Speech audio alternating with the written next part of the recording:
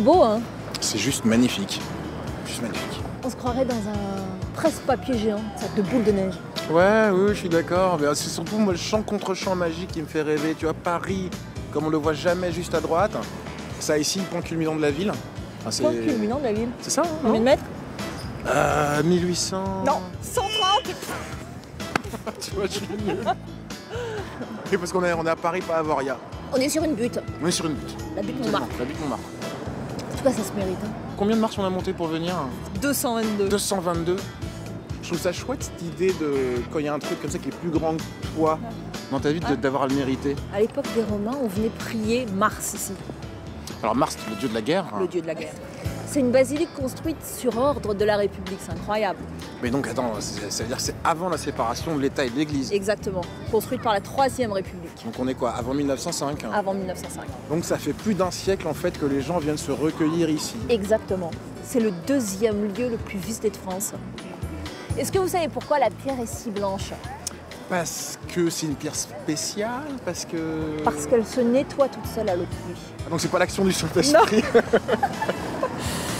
Bonjour Tété. Bonjour. Bienvenue dans votre Paris des Arts. Vous êtes chanteur, un poète, vous avez fait de la langue française votre plus belle histoire d'amour. Alors dans cette émission, j'espère que vous nous ferez entendre votre voix chaude. Mais avant, on va aller visiter une exposition que vous avez choisie, une exposition sur l'art brut, ici à Montmartre, à la Halle Saint-Pierre. Allez. On y va? Allez. On y va.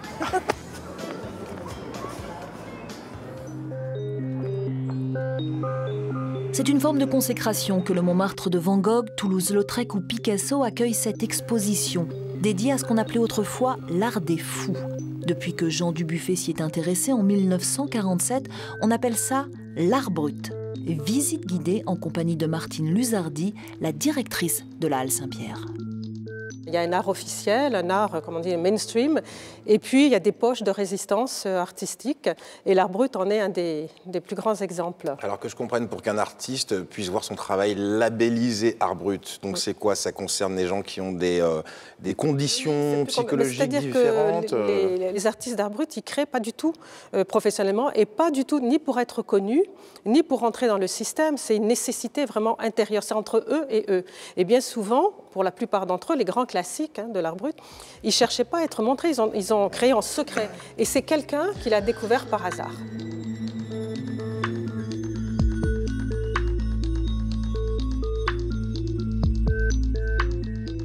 Eux, ils ont passé pratiquement à Aloïs et Wölfli la plupart de leur vie, des années dans un hôpital psychiatrique. Scotty Wilson, c'était un marginal. Et on voit bien que la frontière entre la folie et le génie est extrêmement mince. Hein. Oui, dans beaucoup d'œuvres, il y a vraiment, on voit bien que ce sont des artistes qui luttent contre leurs démons. Alors, bon, lui, là, on le voit bien, qu'on parle de démons.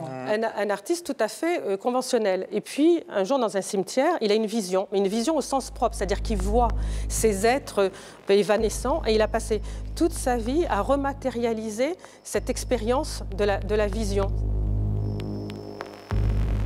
Tété, vous avez vos propres démons? Je pense qu'on est tous habités par un côté, une espèce d'obscurité. Un côté sombre. Ça a quelque chose de grisant de marcher sur le fil. Mais c'est vrai que moi, j'ai pas envie de m'y laisser sombrer complètement. J'en ai peut-être pas le courage, hein. Mais voilà.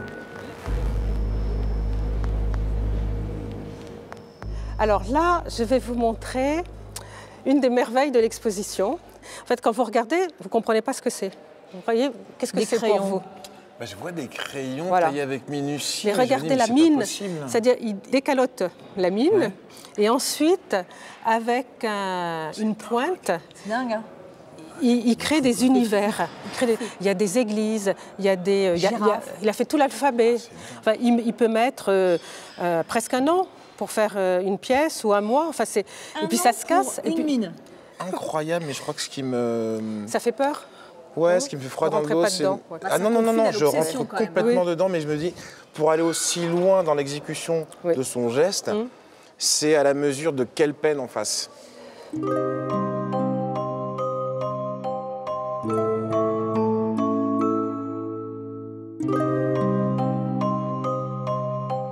Voilà. Ah bah c'est le train. Appuyez sur les boutons, choisissez.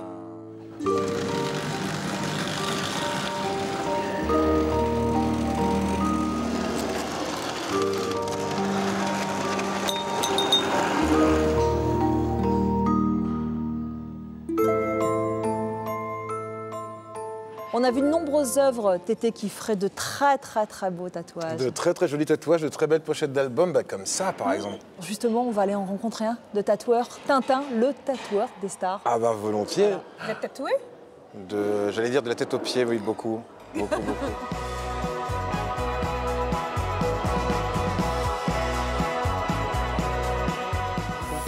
Bonjour Tintin. Monsieur. Bonjour madame. Bonjour. Bonjour. Ah, bonjour mademoiselle. Merci de nous accueillir dans votre royaume. Ça va Tété? Je te la dis, Tu vas? Ça va Marielle? Ouais, ça va, c'est cool. Vous en avez vu défiler, vous, des artistes ici? Ouais, quelques-uns. Lio, Florent Pagny, Obispo, Yannick Noah, Jean-Paul Gaultier, Jean-Hugues Anglade. Qu'est-ce qu'on vous fait, vous, monsieur? Un dragon, là. Un dragon. Ouais, c'est pas petit, hein? C'est pas très gros non plus, faut pas exagérer. Bon, vous êtes...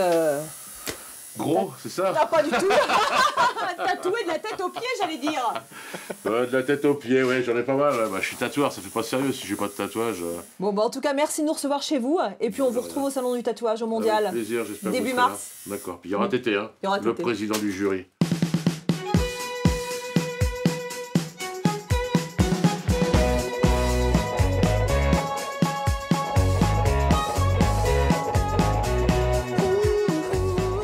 Les cicatrices étoilées, tu vois, c'est la vie d'un homme résumé. Sur le paletot, tant d'amour consigné. À l'encre à serment, tu sais. Donc l'encre à serment, c'est tout ce qu'il y a autour de nous. Tété, vous êtes un dingue de tatouage. Ouais. Bah voilà, j'en ai là sur les bras, j'en ai sur le torse un petit peu. Ici, un navire qui est ici. Voilà. On voyage, quoi. Et ben c'est une grosse histoire de voyage, en fait, de tatouage traditionnel. Ça nous vient beaucoup des marins. Ça vous ressemble, ça? Bah ouais, parce que moi je suis musicien et la vie le rapport qui est entre les musiciens et les marins, je trouve que c'est deux destins de vie qui sont comme ça parce que pour gagner sa vie, on est obligé de la passer loin des siens. Et puis la musique c'est vaste comme l'océan et de la même manière que les marins d'antan avec une peur, c'est de se perdre en mer. Nous on fait un métier où on n'a pas de règles. Donc il faut être un peu solide pour pas se perdre et puis il faut de la chance pour durer. Alors justement, parlons musique. Tété, 5 albums déjà. Et ce titre, un titre qui est aussi le nom de l'un de vos albums, À la faveur de l'automne, c'est évidemment pas le point de départ, mais ça a été la consécration pour vous. Ça a été une porte d'entrée. En fait, un morceau qui passe plus à la radio que les autres, ça devient un ambassadeur de toutes les autres chansons. Et 5 albums, c'est une grosse centaine de chansons. Et la porte ouverte, c'est le début de tout. À la faveur de l'automne revient cette douce mélancolie. 1, 2, 3, 4, un peu comme on fredonne de vieilles mélodies. À la faveur de l'automne, tu redonnes à ma mélancolie. Alors, vous êtes né à Dakar, d'un papa sénégalais, d'une maman antillaise. Guinéo-sénégalais. Guinéo-sénégalais, là je l'embrouille. Et puis d'une maman, oui. Antillaise. Voilà. Vous êtes arrivé en France à l'âge de 2 ans, après le divorce de vos parents. Vous avez vécu à Saint-Dizier, dans le nord-est de la France. Je crois que c'est votre maman qui vous a offert votre première guitare. Ouais, c'est ça, absolument. Elle a influencé votre musique? Ouais, ma mère a influencé ma musique, mais il y a eu cette première guitare, mais c'est surtout la musique qu'elle écoutait quand j'étais enfant. Il y a une expression, moi, qui me vient beaucoup, c'est le papier peint musical de nos vies. Le papier peint musical de votre vie, c'est ce qui passait quand vous étiez enfant chez vos parents. Vous n'y prêtiez pas attention, vous n'avez pas l'impression que ça vous définit, mais finalement, quand on se retourne et qu'on regarde a posteriori, c'est ce qu'il en reste. Et moi, le papier peint musical chez moi, quand j'étais gamin, c'était du jazz, c'était Tom Waits, c'était les Beatles, des choses comme ça. Et le jazz, même si je commence seulement à apprécier maintenant, je pense que c'est ça qui m'a donné le goût pour ce type de sonorité. Et puis les Beatles pour la mélodie, quoi. Imaginez, vous et moi contre le monde, oh, oh, oh. Abandonnés sur la plage au fil de l'onde, oh, oh, c'est moi.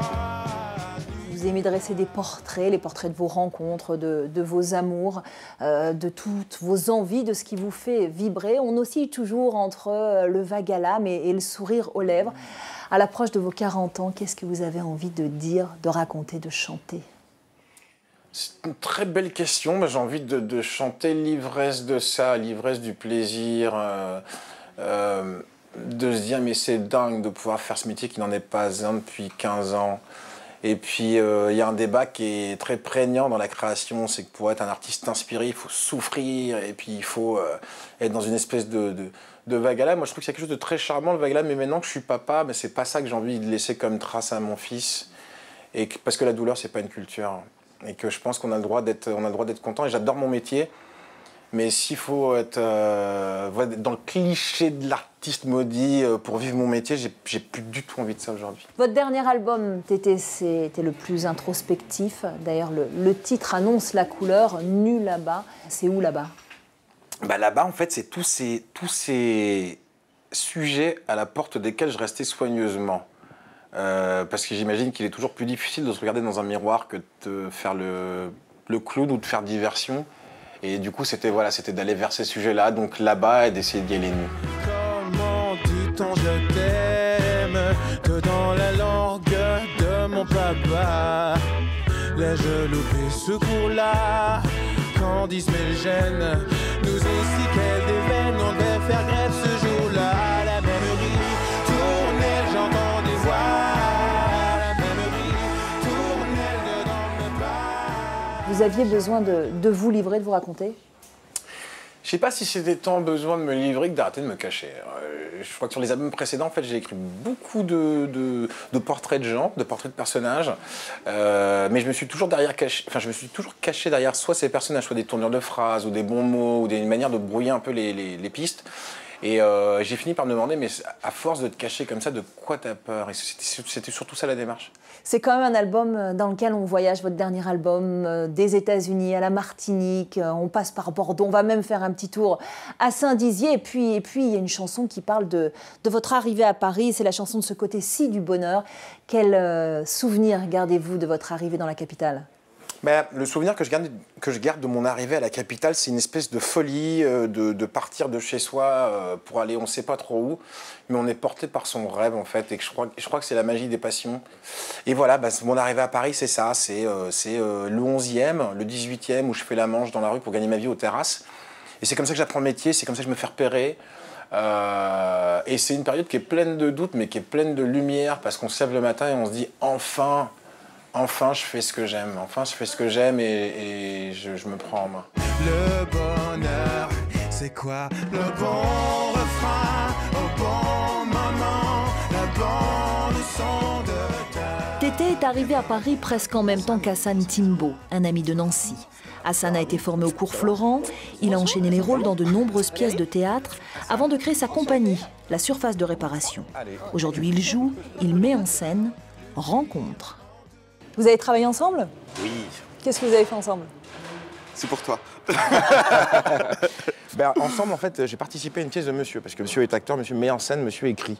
Et c'est vrai que plein de fois, on a parlé de ça, de cette envie que j'avais qu'il me mette en scène, parce que j'aime beaucoup son travail. Et donc, je suis convaincu que c'est un acteur. Quoi qu'il en dise. Ça, c'est encore autre chose, mais en tout cas, voilà, j'ai eu le plaisir de jouer dans une pièce qui met en scène. C'était quoi comme rôle? Alors, c'est une pièce qui s'appelle Ségou et ses chapeaux, et justement, c'est à la confluence de la musique et du théâtre. Et donc, c'était l'occasion pour nous deux de bosser ensemble, et chacun dans son domaine de compétences, en fait. Parce que la musique, c'est au confluent de plein de choses, mais ça reste un peu un art mineur et qui s'inspire de plein de formes comme ça, un peu... D'accord avec toi sur la question de l'art mineur. J'ai au contraire l'impression que c'est l'esprit des choses, la musique. C'est ce qui reste des choses. Quand je dis art mineur, je veux dire, c'est depuis 15 ans, il n'y a pas de souci. Je j'adore la chanson. Je suis fan, voilà, j'adore la chanson. Mais ce que je veux dire, c'est que les chansons, il faut toujours qu'on flotte sur une espèce d'air du temps comme ça. Je veux dire, écrire une pièce de théâtre, écrire une intrigue, tenir des gens sur 2 heures, occuper l'espace. On parle d'autre chose quand même. Voilà. Mais c'est drôle parce que Hassan nous disait tout à l'heure qu'il jouait du piano. Donc vous êtes peut-être un artiste, un acteur qui s'ignore et lui un musicien qui s'ignore. Je suis plutôt un musicien qui se désire. Quant à Tété, je crois vraiment que... pour moi, mais après, c'est un peu idiot de dire ça comme ça, mais j'ai l'impression que pour proposer ce qu'il propose, il faut au moins être un musicien, au moins être un acteur, au moins être un performeur. Parce qu'évidemment, la musique de Tété prend corps, je trouve, sur scène, en fait. Et cette manière qu'il a d'habiter l'espace, cette manière qu'il a d'habiter nos oreilles, nous renvoie davantage, je trouve, au travail d'un performeur ou d'un acteur qu'à celui d'un musicien. Bon, alors vous allez nous faire quelque chose, vous allez nous pondre un petit projet commun, j'imagine, non? Moi, j'aimerais beaucoup, j'aimerais beaucoup.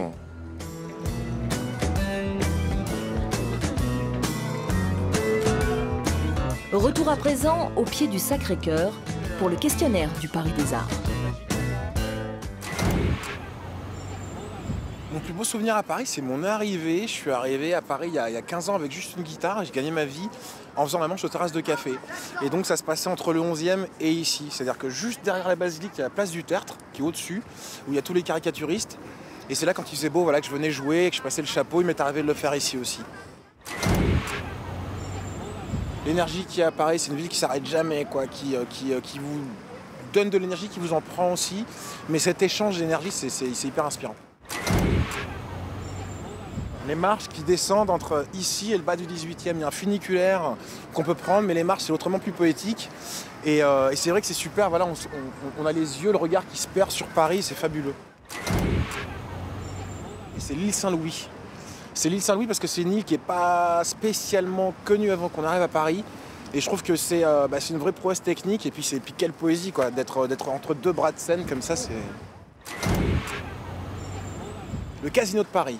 Et c'est une salle qui est encore une jolie mémoire de ce qu'ont été les années folles. Il y a plein d'anciennes affiches dedans, et puis cette espèce d'art du spectacle à la parisienne, c'est fabuleux. Un tatouage sur Paris, je pense que c'est probablement le coq. Je me ferais tatouer un coq. Grâce. Merci Tété. Merci à vous. Ainsi s'achève votre Paris des Arts. Vous pouvez bien sûr retrouver toutes les adresses de Tété sur notre site internet france24.com. À très vite.